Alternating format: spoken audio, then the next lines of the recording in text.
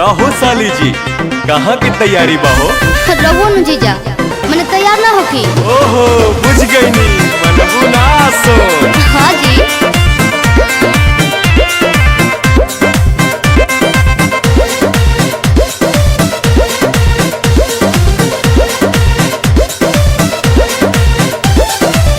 जातारू माई के दर्शन तू करे। हाँ जी। काहे के लगलू है साजे सवारे। मैंने तैयार ना होकी। अरे जल्दी हो खा। जातारू माई के दर्शन तू करे। हाँ जी। काहे के लगलू है साजे सवारे। रील बनी मंदिर के गेट पर जीजा।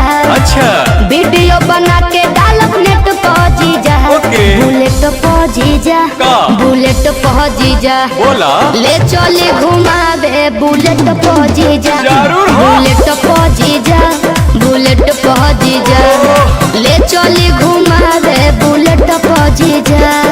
बुझनी हम सब बुझतानी।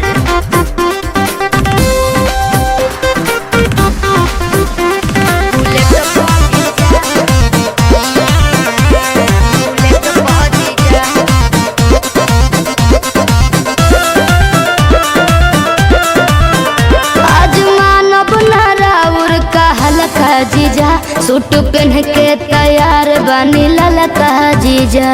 अच्छा ठीक बा। ए जीजा जी सुना जौन कहबू खाए के साली उ घर ही लिया दे हबो। अरे ना जी। डेरी मिल्क कहा चॉकलेट दू पैकेट खिया दे हबो। मालूम ना हम चॉकलेट पा जीजा। अरे चाउमीन चाट के प्लेट पा जीजा।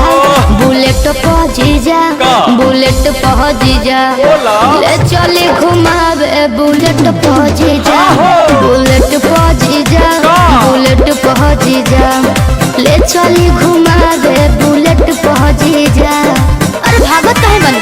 तोहरी कहाँ भागतानी।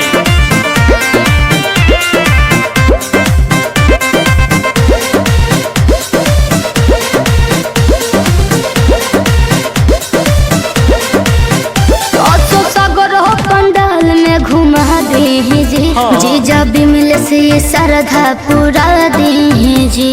ठीक बनू फिर कुछ ना कहो। अच्छा सुना जयबू माई के दर्शन करे की का वीडियो बनावे जाइबू। माना बतिया बिना पांडे के का मोबाइल भूलावे जाइबू। आई है नेटार गेट पहुंची जा। अरे ना हो चली पंडाल वाला सेट पहुंची जा। हाँ। बुलेट पहुंची जा का?